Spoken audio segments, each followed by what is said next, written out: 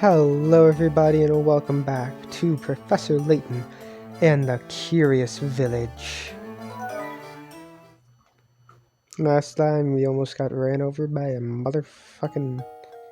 What was it? A Ferris wheel. Luke and Layton meet a mysterious young girl at the dead end on the north side of the village. She starts to tell them something, but a sinister figure lurking in the shadows scare her off. Afterwards, a puzzled Layton and Luke find a ticket for a Ferris wheel and head towards it.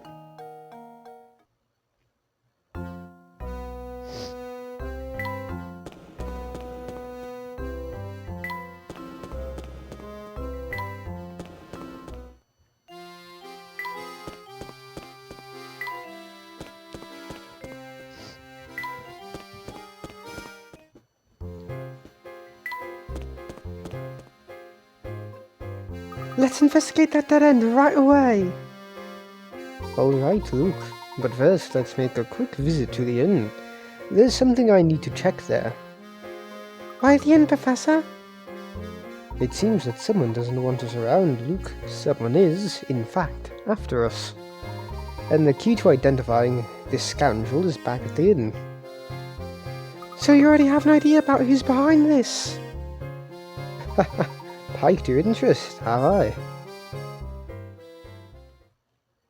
Chapter 8, The Shadowy Intruder. Someone's been obstructing the investigation. Find the troublemaker and continue work on the case. I'm pretty sure this is the shortest chapter in the game. So this is going to be the shortest video in the series.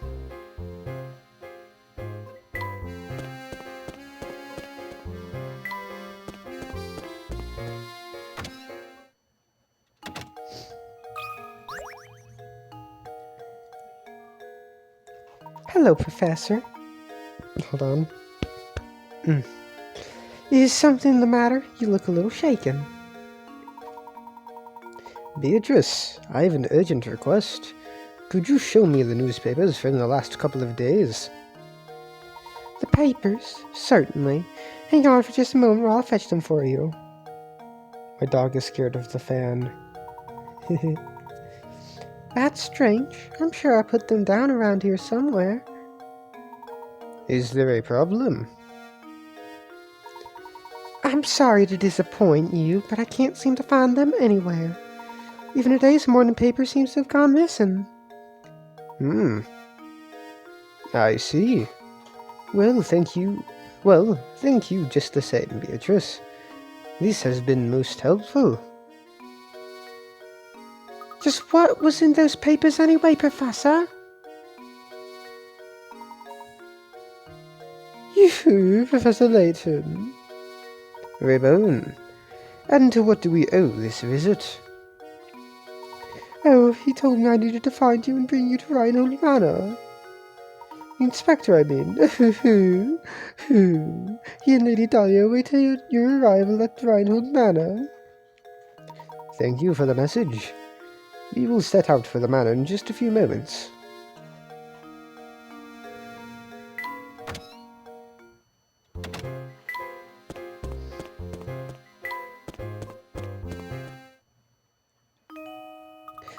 You found the key to the tower, haven't you? How do you know about the key? How do you know about the key? You mustn't interfere with your tower. Whatever you do, just stay away from there. Interfere? What do you mean by that, dear? How fucking strange. Going to give this person a little spit, is that right? Yeah, that's what I thought. Oh, it's this.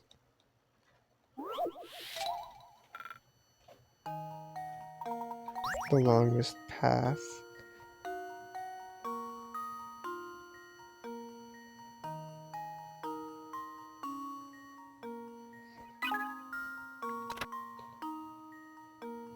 Try to block as much of it as possible. Yeah. No, really? Really, video game. Other than sound later in the grid pattern, some moments I'm sure after you've tried it over the course.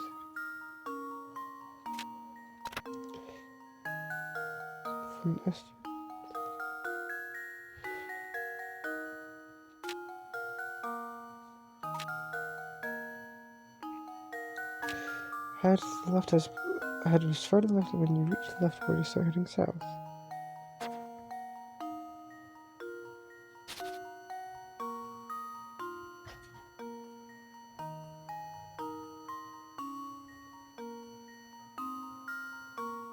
Is it like that?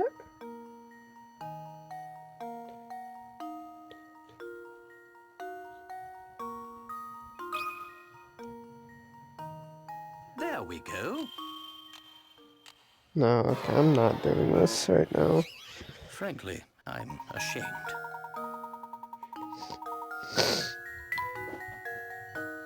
Hey, don't try to bite me. Shut up. Just wasted 300 coins, but I don't care. If it isn't Professor Layton. Judging by your expression, it seems you haven't found the golden apple. You look terribly tense, Professor. Perhaps a small puzzle will help loosen you up.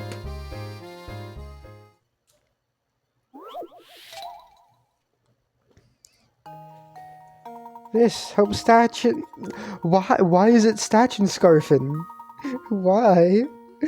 Helps Statchin Scarfin move the wolf, sheep, and cabbage from one side of the river to the other while obeying the following rules. In addition to its captain, the raft can only support one animal or one item at once. When Statchin Scarfin isn't near, the wolf will eat the sheep and you'll have to start over. The sheep will eat the cabbage when Statchin Scarfin isn't around. If you let the sheep have its way, you'll have to start over. You can shuttle that and okay. Sheep.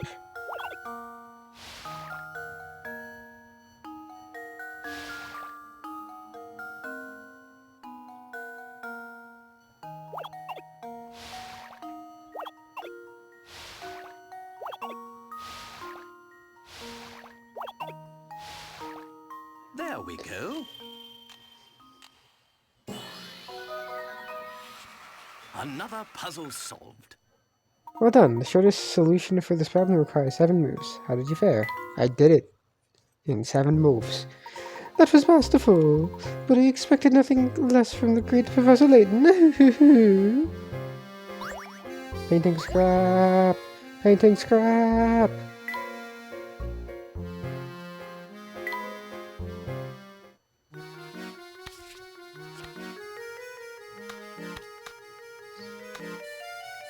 Only 4 more.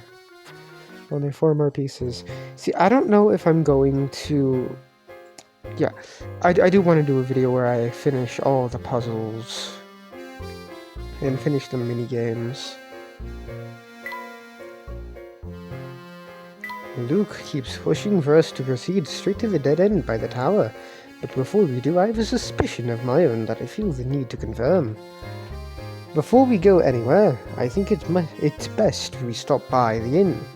I think we might be able to identify the person that has been watching us all this time. In order to confirm my hunch, I asked Beatrice to lend me the last few days' worth of newspapers. But it seems that someone has made off with the whole stack. Those papers would have been the decisive proof needed to confirm my suspicions. But I'll have to go on without them. I'd like to continue searching for the papers, but the inspector has summoned us. So I'll have to give up on that for now. The inspector's call.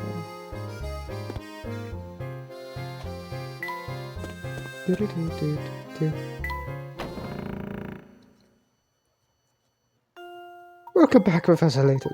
Please come in, everyone is waiting. Thank you, Matthew. Is something troubling you, my good man? You seem ill at ease. Oh, no, I'm fine, sir. Please make your way to the parlour. All right. If you're certain that nothing is the matter, we'll head upstairs.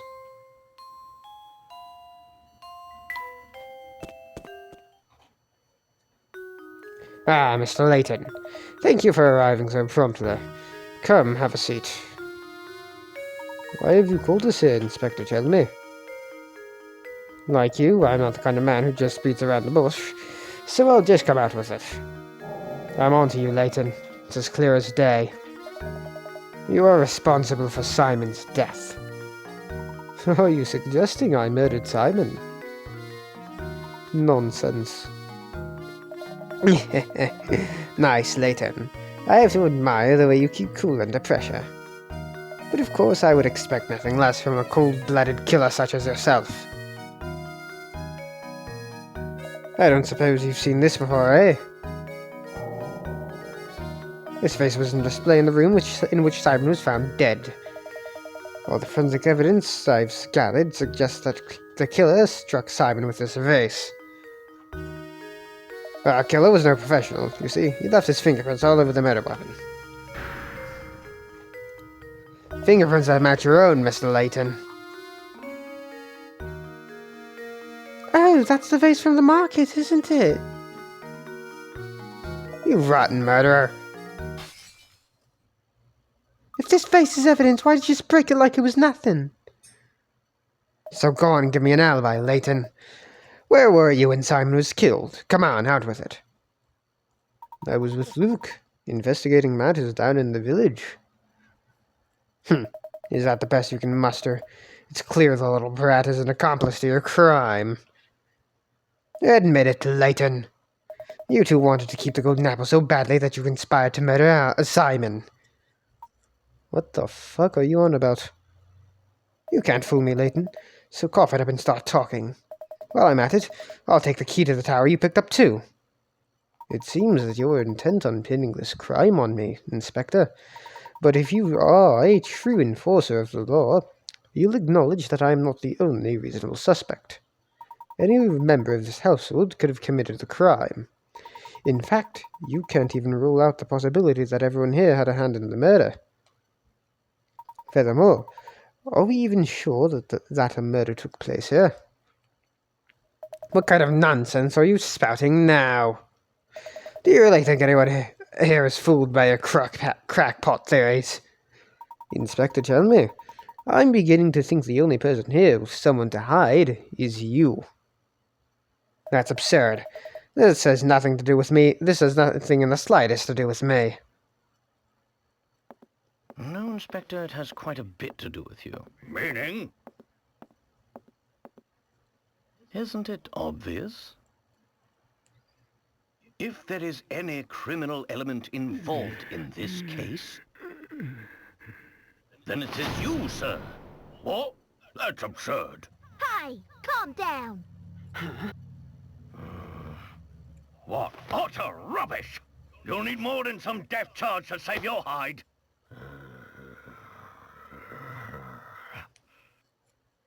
Okay, I finally got to actually hear his voice. I've heard you're quite the devoted husband, Inspector. I bet you take very good care of your wife, Jane. Luke and I found this article in the paper. Luke, what was Inspector Chelmey's favorite food again? Fresh cakes. This article specifically states you love cakes, and yet you raged at poor Matthew when he brought you cakes with tea. Why? And your point is, it just so happens that I have a fondness for Jane's cakes. Is that so? Thank you, Inspector. This little conversation has made things quite clear. Please, take a look at this. I believe you just called them Jane's cakes, yes? I'd like everyone to look at this article. As you can all see, the article clearly states that Inspector Chelmey's wife is Amelia, not Jane. Do you mean to tell me you've forgotten your own wife's name? Out with it then. Who are you? And why have you been impersonating Inspector Chelmey? And why have you been running this investigation? But your sudden memory loss regarding your wife's name isn't the only suspicious thing about you. Try to recall the time around Simon's death. You said you received a report that prompted you to come to St. Mestier, but you forgot one thing. After Luke and I arrived, the drawbridge that is St. Stairs' sole entrance and had its crank stolen. This effectively sealed the village from that point on. No one could enter or leave the village. And do you recall just when this seclusion began?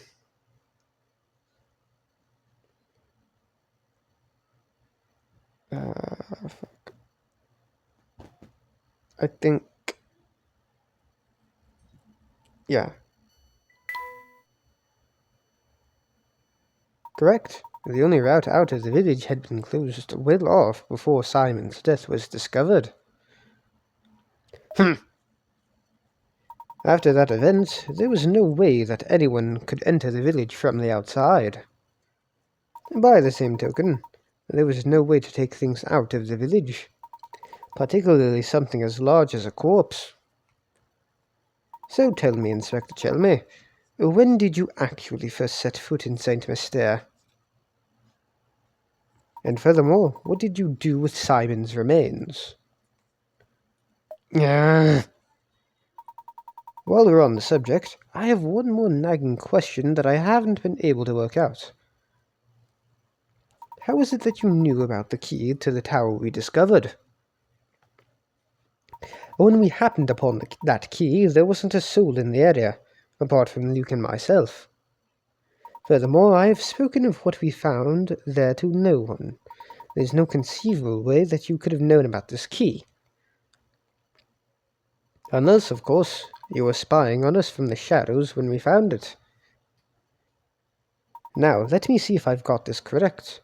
You posed as the inspector and used Simon's death as an excuse to enter Reinhold Manor. Since then, you've been waiting for the ideal time to strike and steal the golden apple from us. How am I doing so far?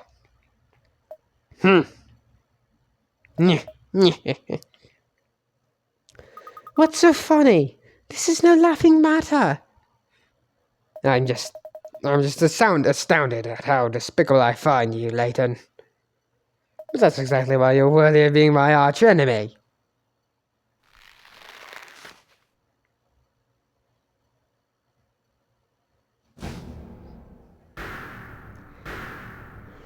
Bro, that fucking face.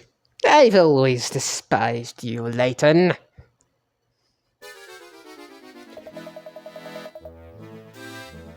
I thought I'd be able to crush you once and for all here in St. Mystere. But that will have to wait since you saw through my disguise. You still haven't caught on yet. But St. Mystere hides a secret of epic proportions. Yeah. When I imagine a dimwit like you trying to unravel a mystery, I just have to smile. My business here for the day has come to an end, so I'll be off now. But listen closely, Layton. Never forget how close we came to being bested. One day I, the great Don Paolo, will rain my vengeance down upon you. And on that fearful day you will beg for an umbrella and a raincoat, perhaps even some galoshes. Gosh! He fucking jumped out the fucking window! What the hell, Professor?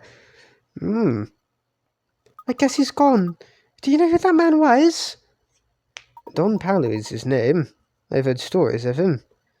His grasp of the hard sciences is rumoured to be unrivaled. The problem, as you might guess, is his personality.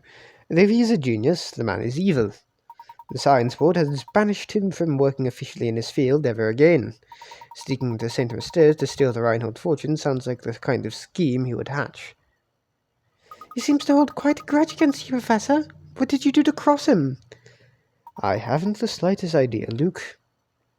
Well, that aside, what was all that talk of a secret hidden in the village? What was he referring to? I'm mystified by it myself. For the time being, though, let's focus on finding the golden apple, shall we? I say we follow our newest lead and head for that tower. Let's check that dead end from before, Luke. Alright, chapter 8. Finished. Like I said, shortest chapter in the game.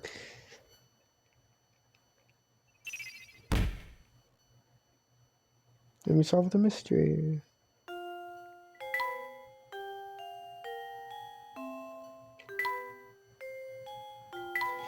What a shock! Who could have imagined that Don Paolo, self-proclaimed arch-enemy of the professor, was posing as the inspector in an effort to steal the Reinhold fortune? The true Inspector Chelmy never set foot in St. Mystere and is probably at home in London enjoying tea and cakes right now.